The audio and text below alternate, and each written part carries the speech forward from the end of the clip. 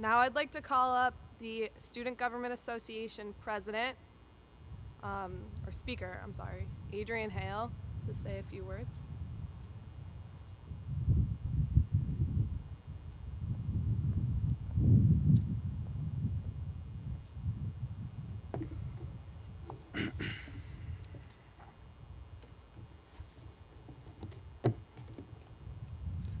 Good morning.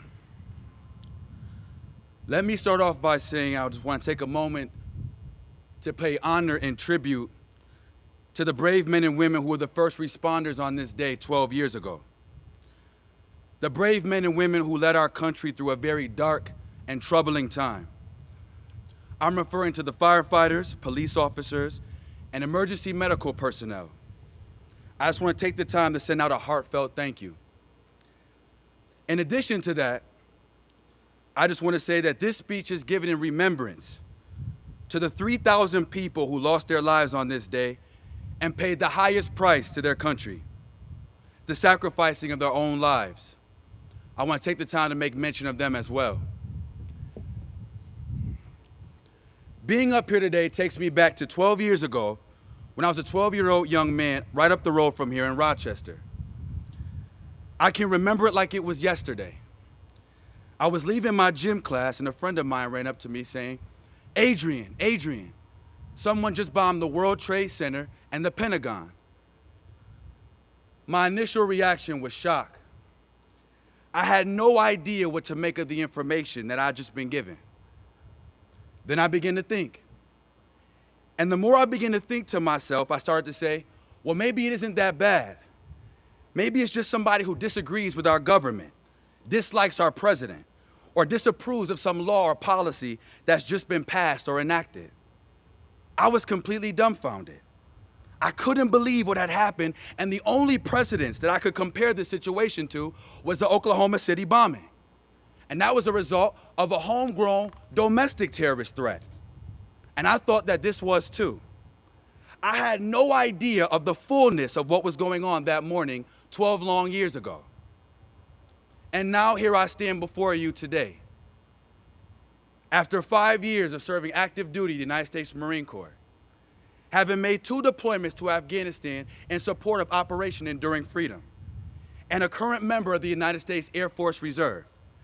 And today I say that there was so much more at work on that day. That it was about more than just dislikes, disagreements, and differences. But it was about a small group of people who wanted to take something from us. This was a small group of people who assembled and organized to do more than just attack the World Trade Center and the Pentagon. But they desired to rob us of our identity. They desired to strip us of every fundamental belief and principle that makes this nation great. 9/11 was an attack on the consciousness of this country, committed by people who wanted to see the role and position that we play and occupy in the world destroyed. Our nation has the capacity and the potential to do and be so much. The United States stands as a beacon of light that guides people safely to the shores of hope and opportunity in a world that is uncertain and unstable. A world that suffers daily in chaos as a result of its own madness. We represent a series and a system of beliefs. Freedom, liberty, and justice was attacked that morning. And those who despised us had more ways of doing it than just one. We all know that the planes that were crashed into the World Trade Center were targeted for the World Trade Center, and the plane that crashed into the Pentagon was targeted for the Pentagon. But the plane that crashed in Shanksville, Pennsylvania, we don't really know for sure what the intentions were for this plane. So I want you to humor me for a moment and step out of your own mind and imagine for just a second that if you were a terrorist that doesn't believe in the principles and ideals that are held by this nation, that doesn't agree with the position and the role that this nation plays in the world, where would you target that last aircraft? Well, I'm here to tell you that if I were that person and I had to determine the intentions of that last plane that was crashed in the field of Shanksville, Pennsylvania, that I would have targeted it for any monument, I wouldn't have targeted it for any government building. But if I were that person, then I would have sent it to a place that really counts. I would have aimed that plane for the heart of this country.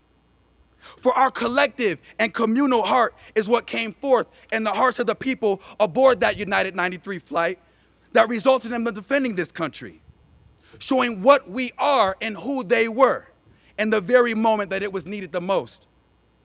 Simultaneously, with the same heart, police officers, firefighters, and EMPs were defending and fighting for us on that same day and every single day to ensure that our communities remain safe. And it's from our heart that we are able to defend ourselves against those who wanted to take it. Because it's what's in the heart of America that scared those who want to destroy it and see us fail. Those who want to see the American dream be transformed into an American nightmare. For the heart of the United States is a heart that fights for civil rights. It's a heart that fights for religious freedom and economic justice. It's a heart that fights for equality and says that all men and women are created equal. This is the heart of America. This is the message we have perpetuated within our history and spread throughout the world. So this morning, I challenge you to take advantage of the various rights and freedoms that have been provided to you by the many Americans who have come before us and were unwilling to compromise with injustice and inequity. The rights and freedoms defended by the brave men and women who serve in the armed forces of our nation's military. The rights and freedoms preserved through the sacrificial action and those in the line of duty through civil service. Let us capitalize and advance upon the great opportunity provided to us by all those today whom we choose to remember, that not one life or death be in vain. Because 12 years ago, actions committed against us on this day have forever changed the trajectory of this nation. But to what path will we endure? For indeed we have responded to and avenged these acts of evils in a global war on terror, launched against al-Qaeda, fought in Iraq, fought in Afghanistan, and possibly Syria. But this morning I say, let us remember and avenge the lives that were lost in sacrifice on this day in the war that we wage for the heart of this country. Let us remember every single day as we continue to press forward in this very institution for a quality education that we might become contributing members to our American society, to our American way of life, and continue to prompt our nation to a productive and promising role in the world. Like some of you, I am conscious that today America may not be everything that we want it to be, but I want to remind you that each and every one of us have the power to see that we make the kind of contribution that advances us in that direction. Whether it be a terrorist attack on 9/11, a robbery in a department store, a murder on an inner city street corner, or the terrible poverty that many suffer from in mobile home communities and rural areas all across this land. An attack on freedom, liberty, and justice is an attack on freedom, liberty, and justice. And every time we allow such acts to happen, our inaction and actions recommit the acts of terror on September 11th. Make no mistake, any form of adversity that infringes upon the path to true freedom, to true liberty, and true justice is an act of terror. For whether we be the workers of adversity or stand by and just allow it to happen, we damage the foundation of principles and beliefs that make us what we are and have made this nation great. When we refuse to uphold the values of our country, we shake the very groundwork of this great democracy and make the doctrines and beliefs of those who attacked us on this grave day true. So today I challenge you to remember what it means to be an American. Today I challenge you to live a life that shows what we are and who you are. I challenge you to remember that so many people have made so many sacrifices.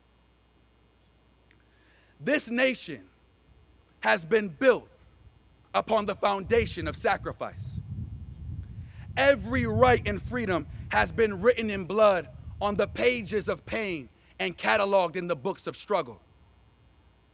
from the wars that were waged from the revolutionary to the ones that we still fight today, to those who toiled and suffered through the exploitation and oppression of slavery, to the immigrants of Europe who battled and overcame great prejudice and discrimination, to the women that struggled and fought against the status quo suppression of disenfranchisement for equality and the right to vote.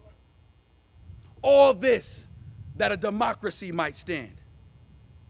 From where we started to where we are, if we just took the time to look behind us, we will be reminded that in the time that these United States have stood, we have accomplished so much. In closing, on this day 12 years ago, upon ground zero, our brothers and sisters of civil service raised our flag and carried it. And in carrying it, they were carrying us in a time when we needed it the most. Then our brothers and sisters of civil service passed our flag like a baton to the men and women in uniform who defended us and fought for our freedom against those who threatened it.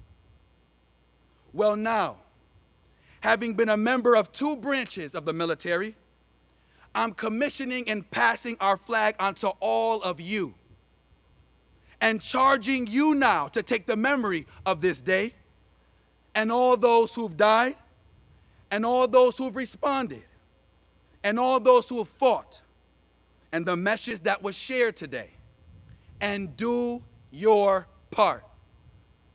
Do your part to determine the path that lies before us, the path we have the power to blaze. Thank you all, and good morning.